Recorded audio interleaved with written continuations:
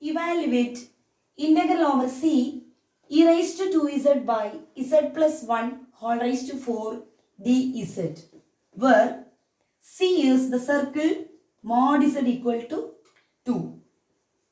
Evaluate this integral using Cauchy's integral formula. First we evaluate the singular points. Singular points.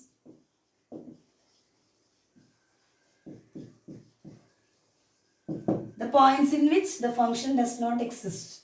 That is, the denominator is equating to 0. Z plus 1 whole raised to 4 equal to 0. Listen. This means Z plus 1 into Z plus 1 into Z plus 1 into Z plus 1 equal to 0. Z plus 1 raised to 4.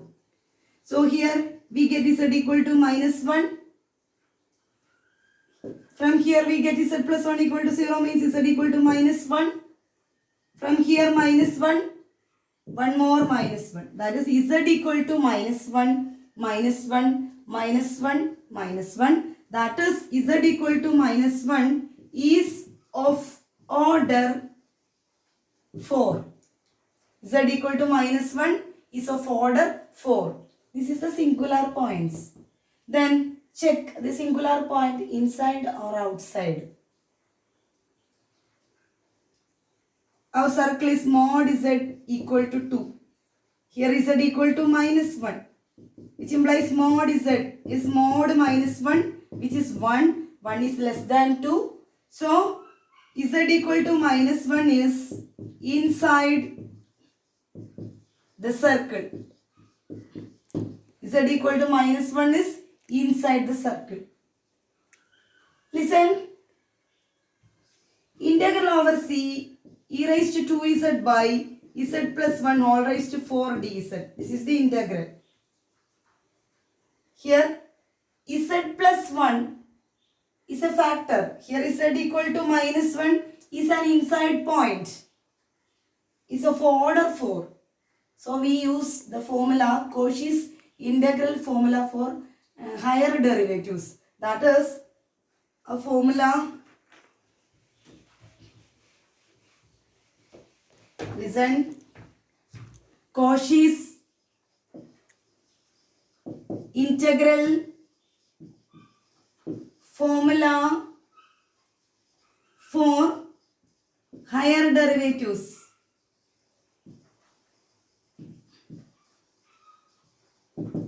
That is integral over c f of z by z minus a whole raised to n plus 1 dz equal to 2 pi I by n factorial into fn of a. This is the formula for higher derivatives. Cauchy's integral formula for higher derivatives. Compare integral over c e raised to 2z by z plus 1 whole raised to 4 dz. Listen. Here z minus 1. A is an inside point. Here z plus 1. Minus 1 is an inside point.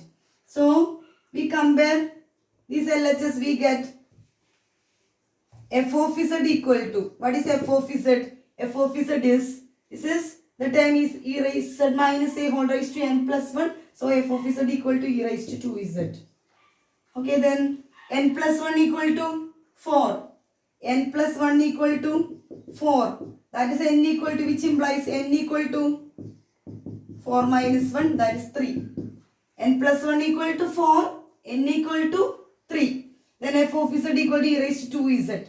Then here the answer is 2 pi I by n factorial. Here 2 pi I by 3 factorial. N factorial means 3 factorial into fn of a.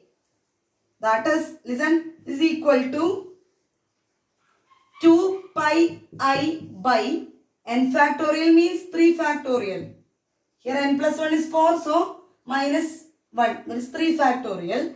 F3 of a, what is a? Inside point. It's minus 1. Listen, 2 pi I by 3 factorial is okay here. F3 of minus 1. What is F3 of minus 1?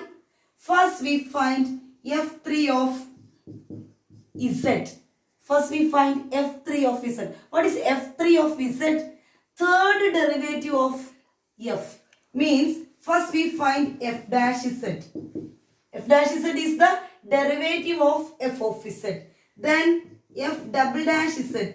Again we take the derivative. That is the second derivative. Then f3 dash of z. This is f3 of z. 3 dash. That is third derivative of f of z. Listen. Here f of z equal to e raised to 2z. What is f dash z? Derivative of e raised to 2z. E raised to 2z is e raised to 2z into 2. That is the first derivative. E raised to 2z into derivative of 2z is 2. Then again differentiating with respect to z. 2 is constant. Then e raised to 2z is e raised to 2z into 2. Again e raised to 2z into 2. That is 4 e raised to 2z. Then differentiating 4 e raised to 2z with respect to z. That is 4 is constant into e raised to 2z into 2z. Derivative of 2z is 2. That is we get 8 e raised to 2z. That is we get f triple dash f3 of z is equal to 8 into e raised to 2z. So here f triple dash of minus 1 means put z equal to minus 1 in this equation. That is 8 into e raised to 2 into minus 1. That is 8 into e raised to minus 2. Okay. That is this integral equal to 2 pi I by 3 factorial. What is 3 factorial? 3 factorial is 1 into 2 into 3 up to 3. 1 into 2 into 3. f3 of minus 1 is 8 into e raised to minus 2. That is 2, 2. Here we get 8 by 3 pi I e raised to minus 2 become e raised to 2. Take this e raised to minus 2 to the denominator, we get e square, or otherwise we can write it e raised to minus 2 in the numerator or write it in the denominator e raised to 2. This is the final answer.